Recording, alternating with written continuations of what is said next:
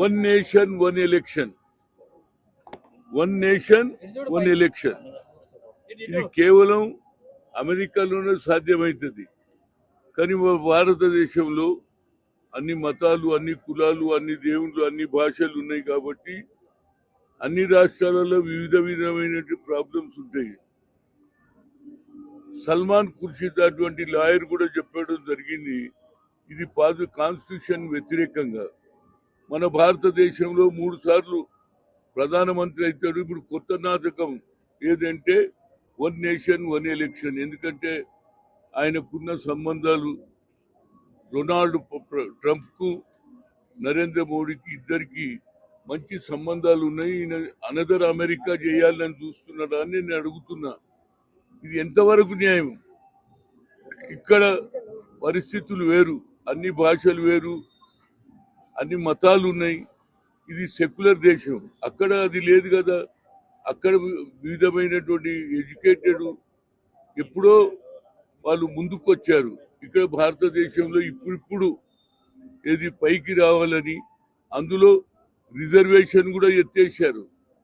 బీసీలకు ఏదైతే సర్లో అందులో మా కాలమే లేదు. ఎస్సీ ఎస్టీలకు ఎవరైతే హౌస్ హోల్డర్ ఉన్నారో వారి కుటుంబ సంఖ్యలు తీసుకుంటున్నారు. అదేవిధంగా ఇప్పుడు సెన్సస్ వచ్చింది. ఇప్పుడు కొత్తగా సెన్సస్ కూడా మొదలవుతుంది. అందులో కూడా మా పేరు లేదా బాబు? ఇక నువ్వు వన్ నేషన్ వన్ ఎలక్షన్ అంటే మేము ఎట్లా ఒప్పుకోవాలి? దీన్ని నేను తప్పనిసరిగా ఖండిస్తున్నా. అదేవిధంగా అందరూ కూడా వన్ నేషన్ వన్ ఎలక్షన్ అయ్యే సాధ్యం లేదు. అన్ని రాష్ట్రాలలో వివిధ భాషలు, వివిధ మతాలు, అక్కడ ఉన్నటువంటి సిచ్యువేషన్ వేరు. మన భారతదేశంలో వన్ నేషన్ వన్ ఎలక్షన్ అయ్యే ఛాన్సెసే లేవు.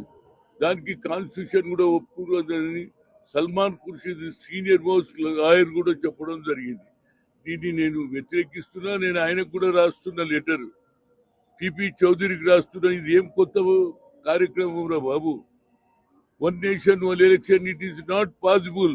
అంటే మొదలు మీరు చేసిరు, ఉన్న ఓట్ చోరీ అంతా చేసేసిర్రు, లక్షల ఓట్లు తీసేసిరని అపోజిషన్ నాయకుడు అయినటువంటి రాహుల్ గాంధీ గారు 10 సార్లు చెప్పాడు. దాన్ని డెమాన్స్ట్రేషన్ కూడా చేశాడు. కానీ మాట వరుస కూడా ఎలక్షన్ కమిషన్ పిలవలేదు, మాట్లాడలేదు. ఇది వాళ్ళ కల్చర్. కనుక ఈ వన్ నేషన్ వన్ ఎలక్షన్ అనే సాంప్రదాయం మా దగ్గర నడవదు. దీన్ని మేము వ్యతిరేకిస్తున్నాం. తప్పనిసరిగా ఆ ఆలోచనలో మార్పు రావాలని కోరుతున్నా. ఒక పక్కనేమో ఎక్కువ సంఖ్యలో ఉన్నటువంటి బీసీల ఊసే లేదు. అంటే మేము ఓట్లేసే మిషన్ల మారా బాబు? ఓట్లేయాలి మేము.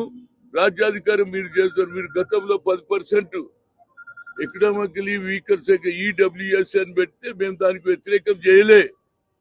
కానీ మీరు ఇవాళ కోర్టుకు పోయి ఏది కులగన జరగొద్దంటే సూర్యకాంత్ గారు ఎవరైతే చీఫ్ జస్టిస్ ఉన్నాడో ఇండియా, ఆయననే అన్నాడు కులగన జరుగుతూనే అభివృద్ధి జరుగుతుంది. వాళ్ళ ప్రాబ్లమ్స్ ఉంటుంది, ఇన్సెంటివ్స్ ఉంటాయి, వాళ్ళ స్థితిగతులు మారుతాయని చెప్పినా దాన్ని పక్కకు పెట్టి ఇప్పుడు one nation one election slogan బాగానే ఉన్నది రా బాబు. అది ఇంప్లిమెంట్ ఎట్లా కావాలి? మా సంగతి ఏంది చెప్పు? మా బీసీల సంగతి మోర్ దాన్ 140 కోట్లలో మేము 70% మా జనాభా ఉన్నది. 70% జనాభాకు మీరు అన్యాయం చేస్తారా అని అడుగుతున్నా. మొదలు దీని సంగతి తెలపండి. దీనికి కూడా ఒక సినిమా యాక్టర్, ఆయన పేరేంది, ఇవాళ నేను చూసిన స్టేట్మెంట్, ఆయన కూడా దీనికి వ్యతిరేకంగా మాట్లాడుతున్నారు. ఎవరైతే కొందరు ఊర్లలో పోయినోళ్ళు ఇతర ఉన్న వాళ్ళ లెక్కనే తీయలేదు.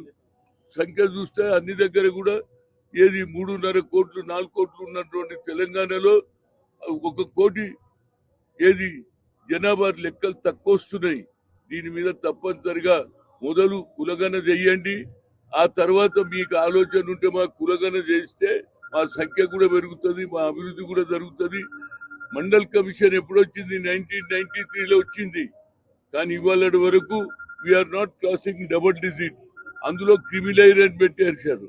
ఎవడైతే క్లర్క్ గా జాయిన్ అయినప్పుడు 25,000 30,000 జీతం వస్తుంది. కానీ బికేమ్ ఏ సెక్షన్ ఆఫీసర్ వారికి శాలరీ 80,000 వస్తే 8 లక్షలు దాటిన వారికి కులగన ఇయ్యరు.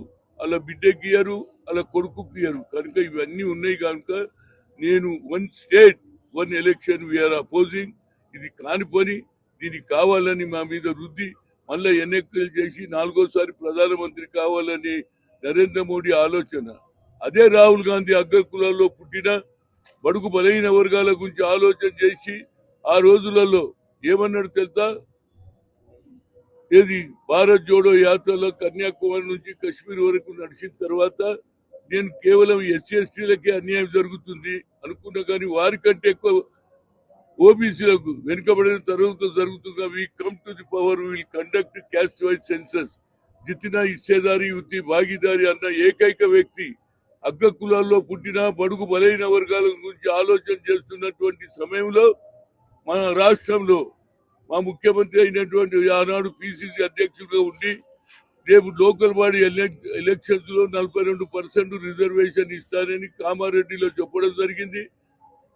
సిద్ధరామయ్య సమక్షంలో దాన్ని ఇంప్లిమెంట్ ప్రభుత్వం రావడంతో కేబినెట్ లో నిర్ణయం తీసుకున్నాం. కేబినెట్ లో నిర్ణయం తీసుకొని 42% రిజర్వేషన్, అదేవిధంగా కులగణన జరిపితే 56% వచ్చిందని మా ముఖ్యమంత్రి గారే చెప్పారు, రేవంత్ రెడ్డి గారు. ఆ తర్వాత ఢిల్లీకి పోతే ఢిల్లీలో మీరు అవకాశం ఇయ్యలే. నా ప్రెసిడెంట్ గలవరు, నా ప్రైమ్ మినిస్టర్ గలవరు. ఆఖరుకు ముఖ్యమంత్రి సాక్షాత్తు జంతర్ మంతర్ లో ధర్నా కూడా చేశాడు. కనుక ఇవన్నీ ఇష్యూస్ ఉన్నాయి కాబట్టి ఇప్పుడు కూడా జరిగే సెన్సస్ లో సర్ల గాని సెన్సస్ లో గాని మా పేరే లేదు. ఇక నువ్వు వన్ నేషన్ వన్ ఎలక్షన్ అంటున్నావు, అది కాన్స్టిట్యూషన్ వ్యతిరేకంగాని మన సీనియర్ నాయకుడు అయినటువంటి సల్మాన్ ఖుర్షిదా చెప్పాడు. కాబట్టి దీన్ని మేము ఒప్పుకోము. మొదలు మా కులగన జరగాలి, ఆ తర్వాతనే ఆలోచన చేస్తాం. అయినా ఇక్కడ పాసిబిలిటీ కాదు. అమెరికాలో ఉన్నటువంటి డెవలప్మెంట్ ఇక్కడ లేదు. ఈనాడు కూడా గ్రామాలలో పరిస్థితి బాగలేదు.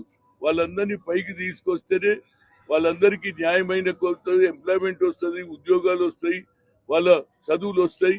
దాని మీద తప్పనిసరిగా ఏదైతే కాంగ్రెస్ ఏదైతే సిడబ్ల్యూసి నిర్ణయం తీసుకున్నదో, ఏదైతే మన ముఖ్యంగా పార్లమెంటరీ కమిటీ తీసుకున్నదో, జాయింట్ పార్లమెంట్ లో ఏదైతే పిపి చౌదరి గారు తీసుకున్న నిర్ణయాన్ని మేము వ్యతిరేకం చేస్తున్నాం. Thank you.